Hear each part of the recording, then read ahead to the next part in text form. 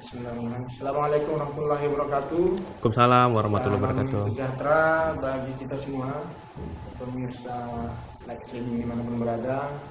Senang sekali di kesempatan yang baik ini kita kembali bertemu virtual sebagai lanjutan dari hal yang telah kita lakukan sebelumnya, sebagai bagian dari dua kerjasama yang baik antara pemerintah Provinsi Sumatera Utara, gugus tugas percepatan pengendalian COVID-19 Sumatera Utara, dan Setjalin Sumatera Utara. Jadi sebelumnya kita juga sudah mengundang beberapa pakar kesehatan untuk berbicara, untuk berbagi tips, untuk menyampaikan informasi yang perlu diketahui masyarakat. Sebelumnya sudah ada spesialis kebidanan, kemudian juga pada kesempatan kedua sudah ada spesialis anak, kemudian juga yang ketiga ada dari Ikatan Bidan Indonesia.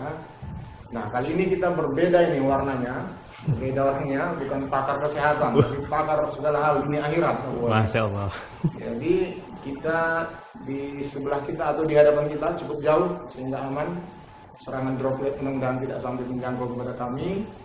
Seorang influencer, namanya sebetulnya bagus sekali nih, Ray Akbar Mandega Hasmi. Tapi aku yakin di dunia persilatan, dunia maya malah lebih dikenal sebagai Wakjon Medan, mungkin lebih banyak mengenal sebagai itu. Jadi enaknya ini dipanggil Bung Ray atau Wakjon ini?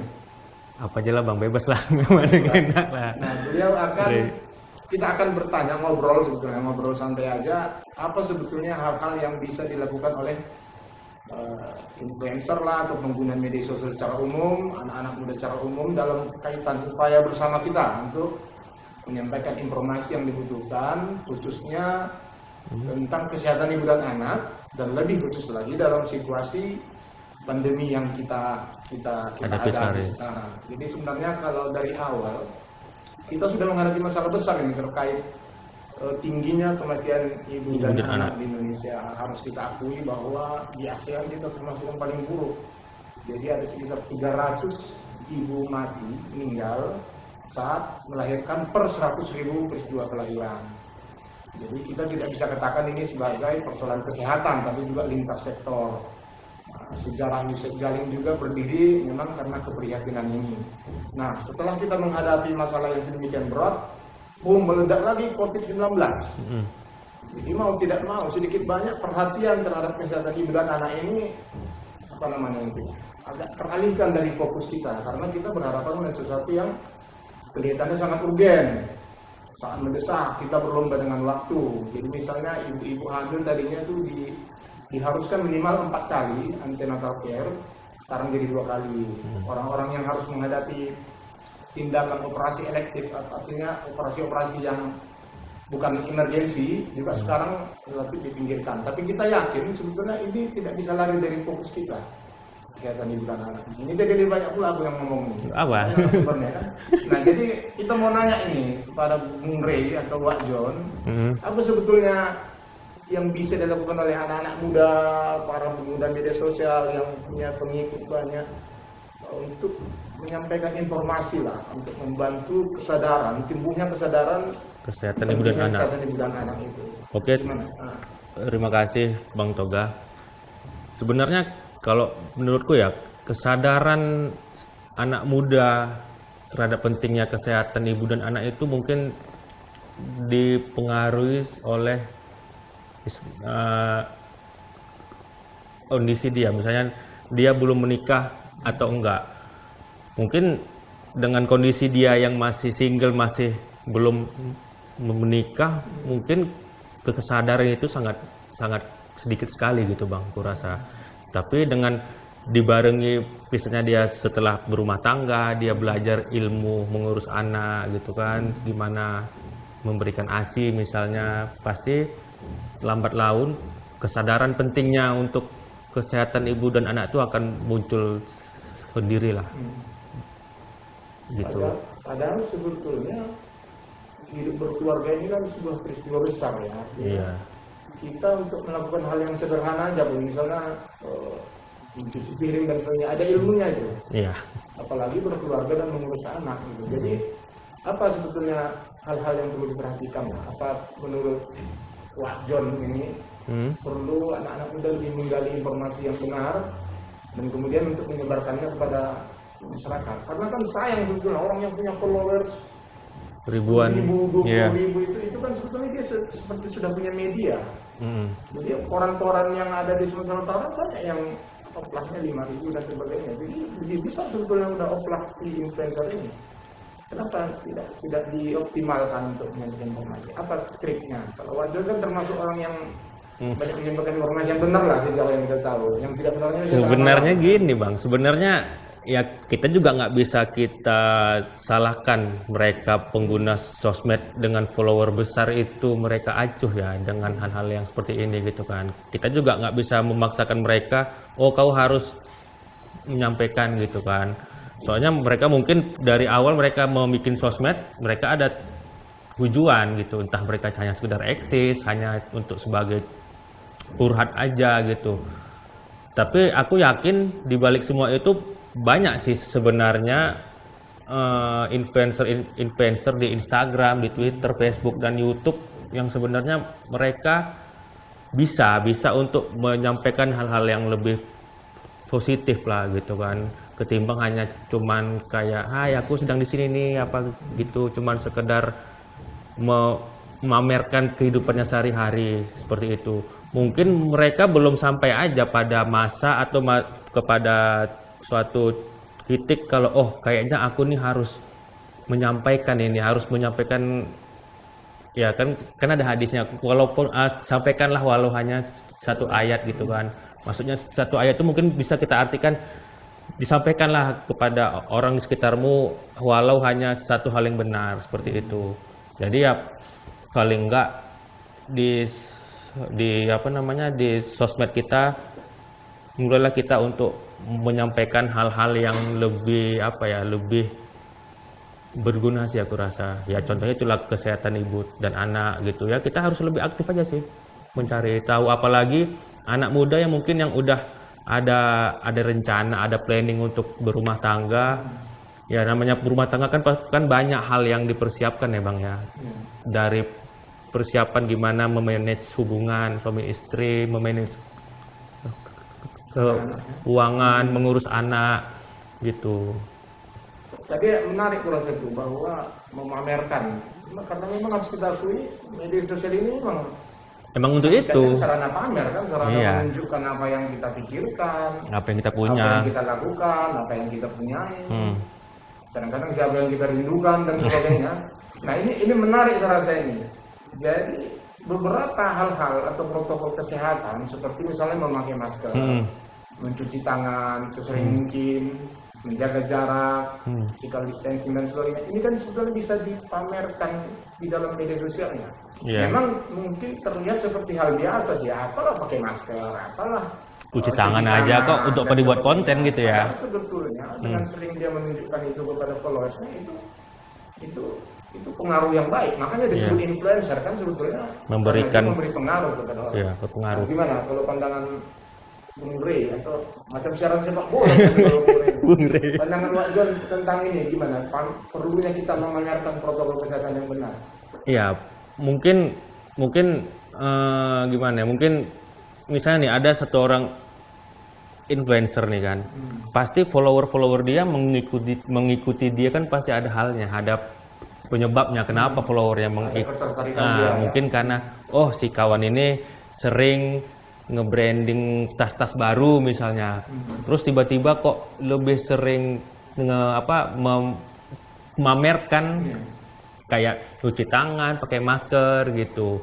Mungkin itu juga salah satu pertimbangan si influencer ini, dia nggak begitu peduli sebenarnya.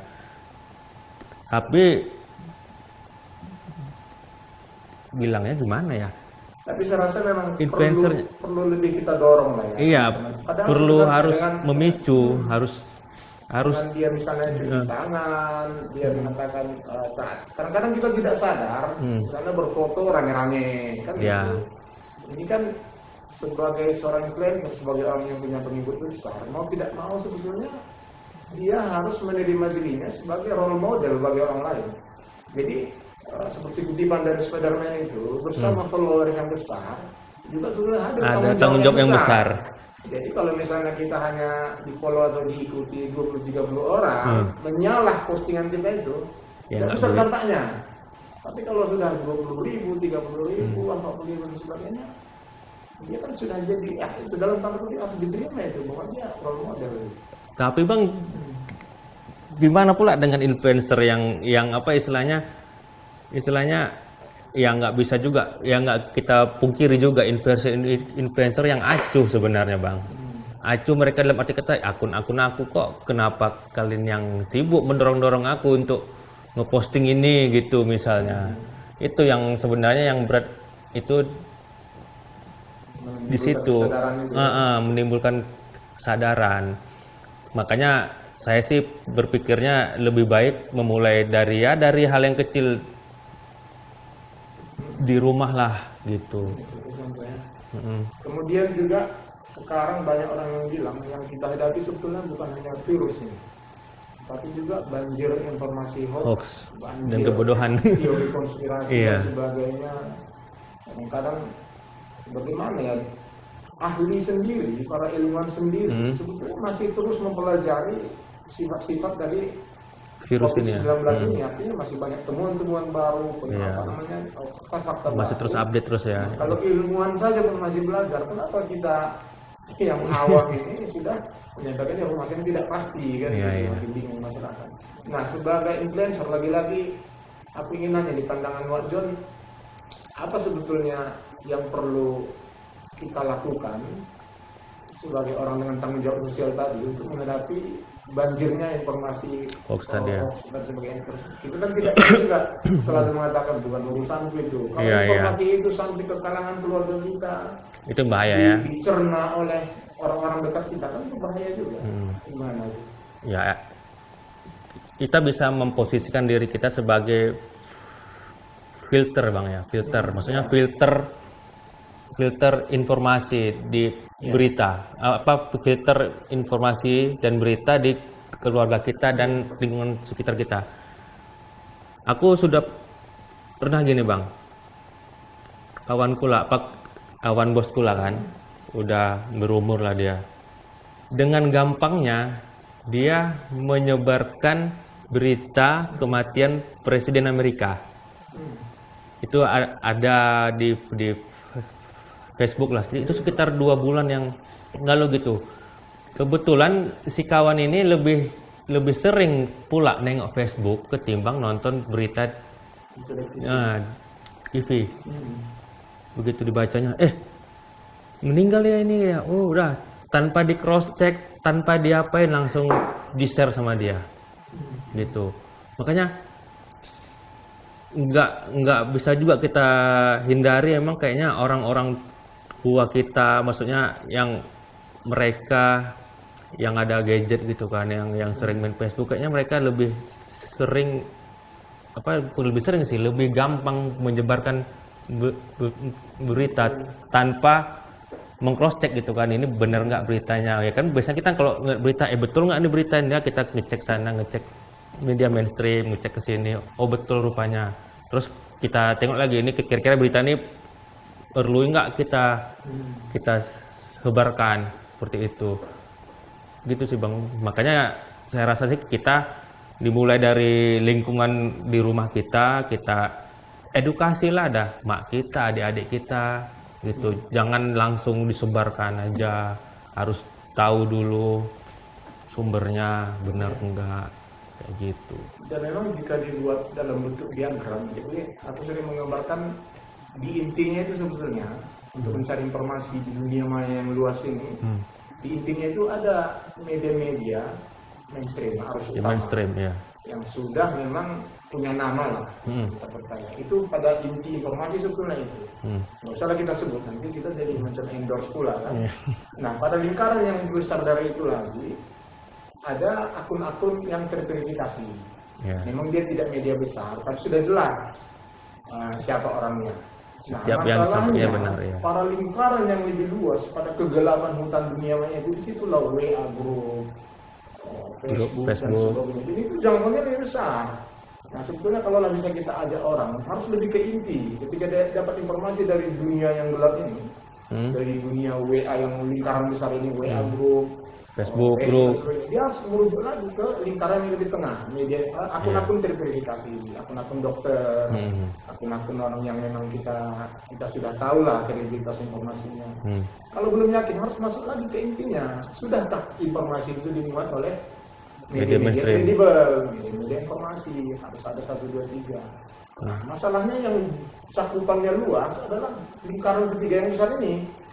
Orang lebih suka mencerna WA group dan sebagainya. Dan kadang-kadang pun penyebar WA group ini pintar pula, buatnya lah macam-macam sumber dari ini, padahal linknya mati. Nah, uak kita di kampung kan mana lah pula tahu di mana link mati, mana link ini, dan disebutnya beredar. Nggak ada, dikliknya langsung disebarkan aja kan. Oke, jadi terus ini juga ingin bertanya tentang Wak John ini, lebih khusus kepada soal kesehatan ibu dan anak ini. Jadi memang ini sepertinya kan tidak menarik memang bagi generasi muda kita. Bagi apa pula cerita tentang ibu melahirkan dan sebagainya. Padahal ke arah sana lah mereka akan menuju pada suatu saat. Dan ada satu kenyataan menarik, sebetulnya kenyataan pahit, bahwa penyumbang tingkat kematian ibu dan bayi yang tinggi itu sebetulnya kehamilan remaja yang tidak diinginkan. Artinya mungkin walaupun kata dia sudah datang bulan dan sebagainya, tapi sebetulnya organ reproduksi dia itu masih dalam tahap perkembangan, masih sempurna ya, belum betul-betul siap terhadap kehamilan. Makanya risikonya tinggi, risiko kematian dia tinggi, pendarahan, risiko kematian. Dan memang faktanya penyumbang terbesar salah satu itu hamil terlalu muda itu. Nah ini aku mau nanya lagi nih sebagai praktisi penyampaian informasi. Apa sih yang bisa kita buat ini? Bahwa bahaya besarnya itu karena remaja-remaja ini belum mengenali tubuh dan fenomena yang bisa terjadi pada tubuhnya sendiri. Iya benar. Informasi itu, artinya dia menjalani kehidupan kata ya, seks bebas dan sebagainya, dia kan tidak tahu konsekuensinya apa. Iya. Ini apa? Di mana kita bisa berperan lah sebagai influencer yang punya kesadaran terhadap hal ini. Sebenarnya influencer itu sebenarnya alternatif kedua sih Bang. Kuncinya emang pertama dari edukasi ya, edukasi di rumah ya. Emang peran utama yang paling penting sih keluarga Bang sebenarnya. Cuman karena Abang nanya influencer, emang kebetulan aku juga belum pernah sih untuk mengkampanyekan misalnya resiko menikah terlalu muda gitu kan. Soalnya aku juga ukuran nikah muda tuh di umur berapa Bang? Kalau undang-undang 18 lah, 18-19 ya. Iya. Dan sebetulnya kehamilan itu ya 20-35 kira-kira di situ yang optimal. Idealnya bahwa keselamatan, umur, ajal itu memang ya itu kehendak Allah SWT. Jadi kita kan ada ikhtiar lah ya. Nyatanya fakta menunjukkan jika dia terlalu muda atau terlalu tua justru itu risikonya lebih besar, atau terlalu sering atau terlalu banyak. Kita tidak bisa lagi kan kadang-kadang kita katakan nenek saya dulu 18 anaknya sehatnya. Yang diangkat ke permukaan yang sehat itu, yang meninggal saat melahirkan kan dulu masih lazim kali. Jadi sebetulnya himbauan yang tadi perlu lagi kita ulang-ulang sebagai tanggung jawab sosial kita sebagai orang yang anak muda sekarang mungkin Bang dia terlalu lebih kritis Bang, lebih kritis. Soalnya kan banyak juga sih anak-anak sekarang yang baru tamat SMA, baru setahun 2 tahun tamat SMA kan sekitar umur berapa tuh 18-19 ya, itu udah menikah gitu. Entah kenapa kayaknya anak sekarang itu lebih gampang terlihat lebih cepat besar kayaknya, lebih cepat dewasa ya. Umur 18-19 dulu umur 18-19 masih anak-anak kali kayak sekarang itu lebih dewasa atau fenomena yang bagus karena gizi orang sekarang kan sudah lebih baik. Jadi memang pertumbuhan tubuh, pertumbuhan fisik orang-orang Iya. sekarang itu sudah lebih baik dari zaman-zaman awal lah, termasuk zaman-zaman awal dulu. Kalau Iya kita kan makannya secara langsungnya aja, kalau sekarang kan udah kena keju, kena apa dan sebagainya. Tapi masalahnya adalah tidak dibarengi oleh kan untuk menikah dan punya anak itu tidak hanya kesiapan biologis walaupun itu perlu, tapi juga secara mental. psikologis, kesiapan pertahanan ekonomi dan sebagainya. Jadi memang kita perlu lagi sebetulnya untuk lebih mendorong ini. Mendorong ya. Artinya kembali kepada kata kunci tadi, Anda telah dianugerahkan followers yang banyak. Itu tanggung jawab. Pada setiap satu orang followers itu melekat tanggung jawab. Seperti Spiderman tadi itu, ya kan? Iya. Bersama kemampuan yang besar, Ada tanggung jawab yang besar. itu tidak bisa tidak. Iya, Tidak bisa benar. kita katakan, aku kan nggak suruh mereka follow aku. Nggak suka aku, ya memang bisa berdisi begitu. Di sisi lain juga, Anda sudah dianugerahi mic, dianugerahi perangkat amplifikasi ide, amplifikasi gagasan. Jadi memang harus ada kesadaran itu. Oh iya, aku kalau bicara sudah didengar orang. Aku kalau berbuat sudah ditonton banyak orang. Sebagai contoh ya. Aku sudah menyampaikan pikiran akan didengar dan mungkin diikuti banyak orang. Jadi ini memang tidak bisa kita hindari. Iya. Jadi orang kadang-kadang merasa aku tidak minta mereka follow, aku tidak bisa begitu. Rasanya tidak bisa begitu. Iya. Ini menyangkut pola pikir orang. Hmm. Ya kalau misalnya pengen kali mengetik yang lari ya, pasti bikin akun alter dan sebagainya. Jadi memang kita tidak bisa berharap bahwa setiap orang punya followers besar harus mengerti Iya. isu-isu kesehatan dan sebagainya. Tapi sekali lagi balik kepada pentingnya kesadaran itu. Anda sudah punya mic yang menyala 24 jam. Itu nggak enaknya kalau misalnya mic di pesta itu kan bisa dimatikan. Ini nggak bisa. Nggak bisa, karena memang 24 jam apapun yang disampaikan akan selalu teramplifikasi dan sebagainya. Jadi saya rasa pada akhirnya kita mudah-mudahan lah himbauan-himbauan yang disampaikan Pak John tadi bisa menggugah lagi teman-teman. Mungkin bisa kita pikirkan lagi Bang, gimana bahasa yang menyampaikan ke follower itu jangan terlalu hard selling kali ya, jangan terlalu hard selling ya. Mungkin kalau kita bikin utas di Twitter mungkin jangan langsung jebret ke sana, mungkin ada dulu nge-tweet penghantarnya apa gitu. Itu mungkin nanti bisa kita aturkan next ke depannya. Isu apa yang mau kita sampaikan? Aku kalau jujur aku kalau nge-tweet bahasaku nggak ada aku atur-atur sih Bang sebenarnya Bang. Mudah-mudahan memang ke depan akan lebih banyak teman-teman yang terdorong lah dari sebetulnya intinya orang kan tidak banyak menyadari sebetulnya intinya kematian ibu dan anak di Indonesia. Rasanya kalau kayak ngerti Wak John waktu itu kita ajak diskusi dan teman-teman, kita tahu misalnya bahwa tinggi sekali di Asia nomor 1, otomatis terdorong untuk lebih banyak berdua. Rasa menarik kita dibatasi oleh waktu. Mudah-mudahan dari kesempatan lain nanti bisa ngobrol dan bisa mendapatkan informasi. Kepada para pemirsa sekalian kami sampaikan terima kasih perhatiannya. Mudah-mudahan upaya kita bersama bisa menghadapi berbagai kesulitan termasuk mengatasi dampak-dampak dari COVID-19 yang kita hadapi sekarang. Semoga Bapak, Ibu, saudara-saudara kami semua sehat selalu dalam lindungan Allah, Tuhan yang Maha Kuasa, agar kita bisa tetap beraktivitas dengan tetap memperhatikan protokol kesehatan. Ingat untuk selalu menjaga jarak dengan orang lain, sedapat mungkin di rumah. Jika terpaksa keluar rumah jangan sampai tidak mengenakan masker, jaga jarak dengan orang lain, cuci tangan sesering mungkin agar kita sehat-sehat. Soal sakit dan sebagainya kehendak Allah, tapi kita sebagai makhluk wajib berikhtiar.